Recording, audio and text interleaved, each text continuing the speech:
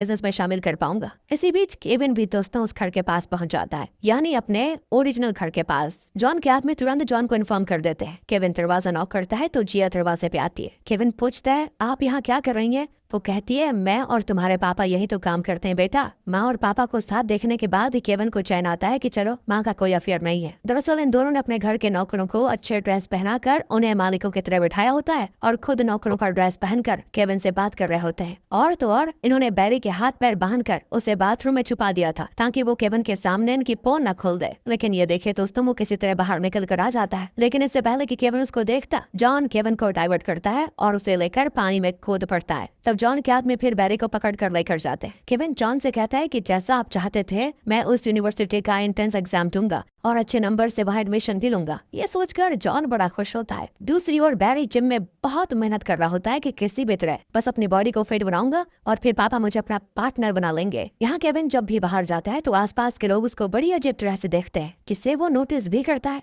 उसे बड़ा अजीब लगता है और पहले जो शक था ना वो अब और कई गुना ज्यादा बढ़ जाता है। आखिर वो स्कूल एग्जाम में हाई मार्क्स स्कोर करता है तो सब बड़े खुश होते हैं। फिर वो यूनिवर्सिटी का एग्जाम देने जाता है। वो बार बार किसी बात को सोच सोच कर एग्जाम लिख रहा होता है। एग्जाम के बाद बाकी सारे स्टूडेंट्स बाहर आ जाते हैं, लेकिन केविन बाहर नहीं आता। उसका परिवार घबरा जाता है कि क्या हो गया। वो सिक्योरिटी से पूछते हैं तो वो कहता है कि सारे स्टूडेंट्स चले गए, अंदर कोई नहीं है। कहीं केविन घर तो नहीं चला गया, शायद हमने ध्यान ही नहीं दिया। ये सोचकर वो घर आते हैं तो घर के बेसमेंट में, जहाँ इनका इतना बड़ा सीक्रेट ऑफिस है, वहाँ केविन का बैग और एक फोटो होती है। इसमें केविन के मुंह पे टेप लगा होता है।